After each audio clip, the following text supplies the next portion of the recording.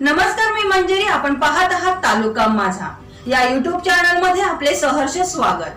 आपल्या परिसरातील बातम्या आता आपल्या मोबाईल फोनवर दिला होता महापालिकेच्या शिक्षण विभागाला की शिक्षण कामगार आहेत ते खाजगी शाळेत किंवा महापालिकेच्या शाळेत त्यांना किमान वेतन सुद्धा मिळत नाही, 12-12 तास काम करून देतात. या पत्राच्या आधारे आता काय आपल्याला उत्तर काय मिळालं महापालिकेत? बघा, मी भारतीय जनता पार्टीचा सरसचिव आहे मोहना मंडळाचा.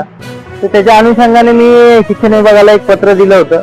ते पत्र दिलं तर आमच्याकडे प्राप्त झालेल्या तक्रारी होत्या की शाळेमध्ये ज्या प्रायव्हेट शाळा आहेत किंवा सेमी गव्हर्नमेंट शाळा आहेत त्यांच्यामध्ये कामगारांकडनं म्हणजे शिपाई असतील, सुरक्षा रक्षक असतील किंवा कार्यालयीन कर्मचारी असतील यांच्याकडनं 10-10, 12-12 तास काम करून घेण्यात येत होतं आणि त्यांना एकदम तुटपुंज वेतन देण्यात येत होतं. मग त्याच्या अनुषंगाने मी थोडस अभ्यास केल्यानंतर संविधानामधली जी काही कलम होती त्या कलमाच्या अनुषंगाने मी त्यांना शिक्षण विभागाला पत्र दिलं व सदरचा असं आहे, हे अधिकार संविधानाने दिलेले आहेत आणि याला आम्ही डावलून चालणार नाही आणि शाळेने डावलले पाहिजे.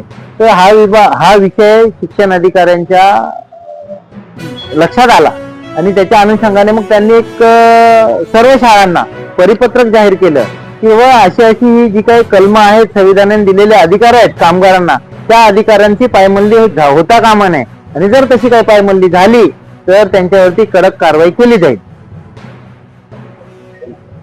ताज्या घडामोडी पाहण्यासाठी आपल्या चॅनलला सबस्क्राईब करा, लाईक करा, शेअर करा आणि बेल आयकॉन दाबायला विसरू नका.